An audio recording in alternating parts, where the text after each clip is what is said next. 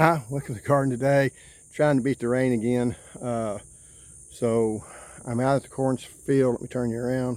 And here's where we planting the corn this year. Trying to get it in the ground. I have fertilized this with some urea and some potash. Fairly heavy. I don't normally fertilize this heavy, but corn loves the nitrogen and the potash and fertilizer. It is a heavy producer or heavy consumption of nutrients in your soil. So you got to put a lot down or it's just not going to grow well. You want it to grow like crazy. I do have my wheel hoe out here and I'm going to be using it. It's about 8 o'clock in the morning. My son's not stirring yet, or he's still up in his bedroom, and I didn't want to mess with trying to get him rounded up. So I'm videotaping myself. So what I'm going to be doing is going in here and getting rid of as many of these weeds as I can. Now it's going to rain right behind it, so that might not do a real good job. At least it'll get started, because you really want to have a couple of days of dry weather after you run the wheel hoe to kill the actual weeds. But it will at least cut them down, cut them back, and then I'm going to try to get this stuff in here before we start having rain. Hopefully too, I can go ahead and harvest some of these, more of these pears, because this is starting to happen. You're seeing all these pears are knocking off on the ground and they're munching on them, and that's birds. So I'm gonna try to get those done. Like I say, here's another one over here. They got all these on the ground. They're just having a feast with these pears. So I'm gonna try to get that done also. My figs are doing good here, growing well. Don't know if the figs you're seeing on them is going to make or not. I'm not worried about that. I'm just trying to get the size on them. This one, not so much. He's growing slower, but I put some more fertilizer down, trying to get this thing up and growing so it can survive the winter. Anyway, got some work to do, and I'll get back here in just a minute. Okay, ran out of time, ran out of energy. Stuff can tire you up pretty quick. So what I'm going to do is I'm going to run this wheel hoe down, try to kill all the weeds that's growing down the rows. I'm going to do, and this helps kill any of the small weeds. You see coming up. What I'm trying to kill, if you look real close down here, see all these little bitty grassy weeds coming up right in there, another broadleaf weed there. I'm trying to knock those out away from the corn where I'm planting it, so that way I won't be trying to. I can run the wheel hoe later after the rain, if you can get a rain. But this will be what won't be right next to the corn. There's be one pass through here. Get the big weeds up out of the way. I shouldn't hit that as hard. And then I need to buy me a new one of these. This is broke. I've got to run this too and make a furrow. Now you might say it'd be best to run the other side. It would be. I just don't have time. So I'll get with doing this. I'll be back here in just a little bit. Okay, we're giving up on this. We both got low blood sugar right now because we haven't had any breakfast. So extract jerk yourself early in the morning is one thing you can do to you. So that's one of the old timers ate a good breakfast. So we're giving up. And I'm going to try to plant this Hickory cane corn from Southern Exposure Seed Exchange. It's a white corn. And the Hickory King's about the same. And I'll get these 3 rows planted, hopefully. And then we'll come back and do the rest. Maybe after the rain. Anyway, see you in a bit. Okay, we're back. It's been raining all day. We didn't get it planted earlier, mainly because me and my son both got really lightheaded. We hadn't had any breakfast. And the funny thing about it was, so after the last clip that I think I'm gonna put it up in this, that I said, okay, well, I'm done. You know, I knew I was, so I told him I'm going back to the house. You come back to the house with me, because he was sitting down. And we struck down the trail, which 101 steps, because I measured it, from where I was standing till we get back to the back door of the house. And you know, I'm in lead. I noticed I'm kind of a little ahead of him, so I turned around and said, okay, you know, Patrick, if you need to sit down, don't faint, because I knew he'd gotten really lightheaded. So I was trying to make it back to the house. It wasn't hot at all, but I knew it was low blood sugar. And so I'm going along and look back, and he's sitting down. Now at this point, I had a choice. I wasn't feeling good either. I was lightheaded. I was struggling, you know. So I thought I can go back and try to help him, you know. Or I could do, you know, it's every man, you know, every man for himself. Take care of yourself. So I took care of myself and got back to the house. And I'm really glad I did, because once I got back to the house, I was wiped out. I went, sat on the recliner, laid out in the recliner, and I was done. And I yelled at or talked to my youngest son, tell him, hey, go out, help Patrick. I know he was sitting down. I think maybe you said you laid down, didn't you, actually? He's nodding his head yes, like y'all can see him. And which was kind of what I was working, you know. And I'm laying there thinking, okay, it's Stephen. And my wife, like I say, she had surgery on her foot, so she couldn't go. And after he gets back, I did notice the door open a couple of times. He didn't hear anything, and he'd asked for water. So he'd actually laid down, trying to recuperate, got some water, got back to the house, and drank the water. Got back to the house, and he was sitting there. He put his head down on the table, and I told him to go lay on the couch, because I know once you get low blood sugar like that, it takes a little bit for your body to, you know, tell yourself it's okay. I actually just had a couple of Ritz crackers, went on to the dentist office, had a refill of filling that had come out, and then we ate and stuff. But I did tell my son, I said, you know, we were down to Stephen, my youngest, and that's kind of sad. And, he did a good job. He took care of everything and got Patrick back to the house, but don't overdo it. And this time it had nothing to do with the heat. It just don't overdo it.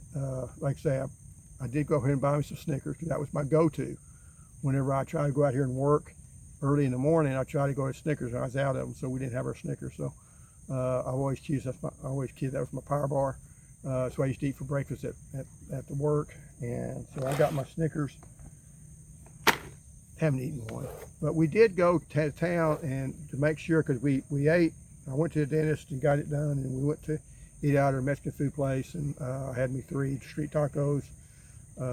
Patrick had 3 of the burrito tacos, and we had drank, you know, sodas with it. But then we went to buy groceries, that they did have Reese's on sale, so I made sure our sugar was okay, because me and him shared a Reese's going into the store, and coming out of the store we shared another one. And when we got home, well, you know, that's 4 left, so everybody got, you know, a deal of Reese's. So now our blood sugar is fine.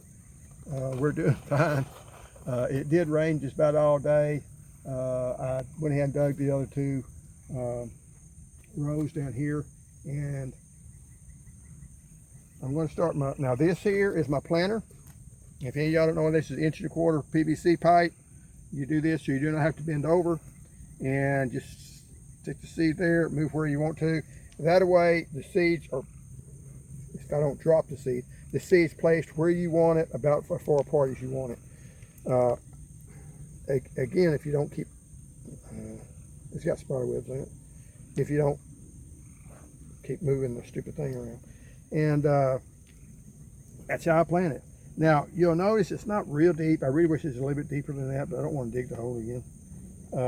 But I see a lot of people, whenever they plant their corn, and I'm going to stop there, or their beans, a lot of times they will plant them really, really shallow, thinking they're getting 1/2 inch to inch deep. This here is 1 inch deep, okay? Because where you have to measure it from, it's not here to here, it's here to here. And that's going to be about 1 inch. You know, that's about maybe 2 inches, 1.5 inches. But this is as shallow as I ever plant my beans and corn, because I'm going to take a rake, come back over it, and I'll show that to you also. And you know, don't plant them too shallow, because if you do, the birds will find them, or the raccoons or whatever's going to find them. And you know, if birds are finding your seeds when you're planting corn, you're planting them too shallow. Okay, just get deeper. It's okay. It's not going to hurt nothing. They can go all the way up to 3 inches, I think, and still emerge. Try to keep them the same depth. If you don't, you may get different. You want them all to sprout at the same time, so that they'll all silt out at the same time. Because one thing that I've mentioned before with corn, is a single plant of corn is sterile. Okay, 97% of the ear of the kernels on an ear of corn is pollinated by another corn plant. So if you just got one corn plant, you can get 3% germination. That's basically what that means. So that's why you want to plant them in. Well, it's getting really shallow. That's why you want to plant them in. Let me redo this. Why you want to plant them in blocks rather than rows. You plant one solid row and the wind's blowing out of, you know, the other direction, blowing it away from the row, you're not going to get any pollination, or very little pollination on it. That's where you get those corns that, you know, look like that every 30th corn kernel comes up. So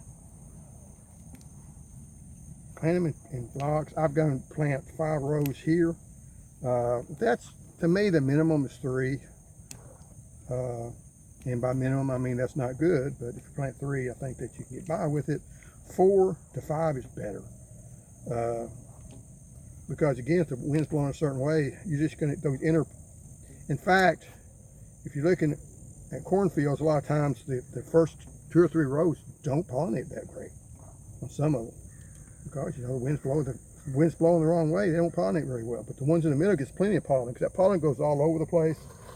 I mean, I've been growing different kinds of corn, and like I said, it's 100 steps from the back door, then you have to go to the other side of the house, and I'm still get cross-pollination down here, because that wind's blowing out that direction, it gets around, it gets over here.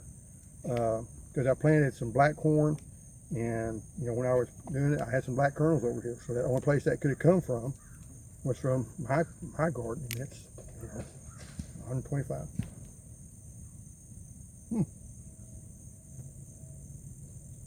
Rats fell somewhere.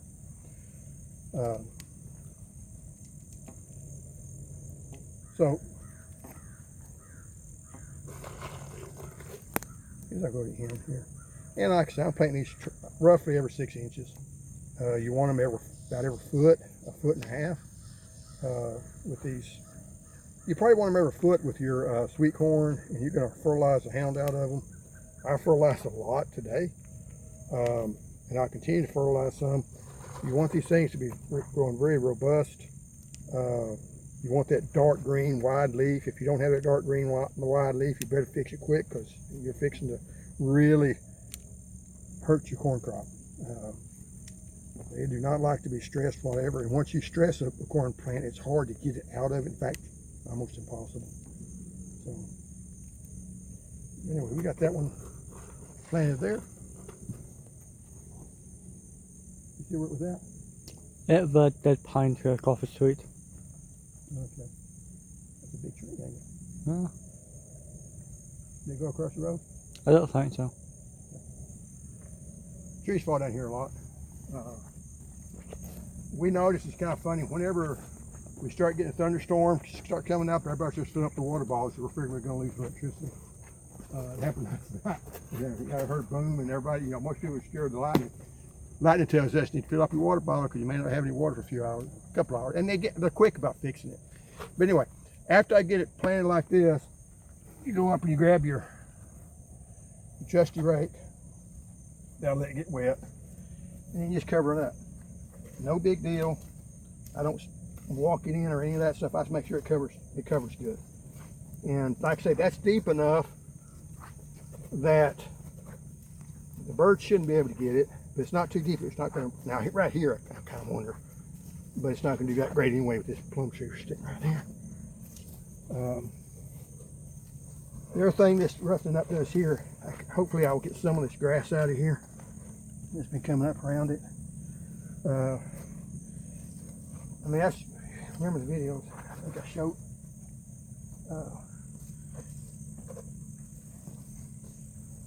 Using a wheel hoe, but that tired me out even more. I gave up that. And some of it's just surprising, because right here, that's dry. Kind of. Well, no, it's not dry, maybe it just looks dry. We've got plenty of rain here.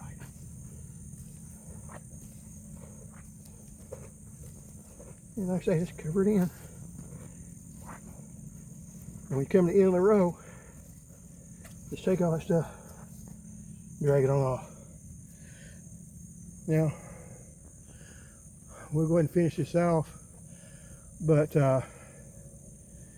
one thing that you want to do is put a stake on each end, so if you have to water, you know where the seeds are.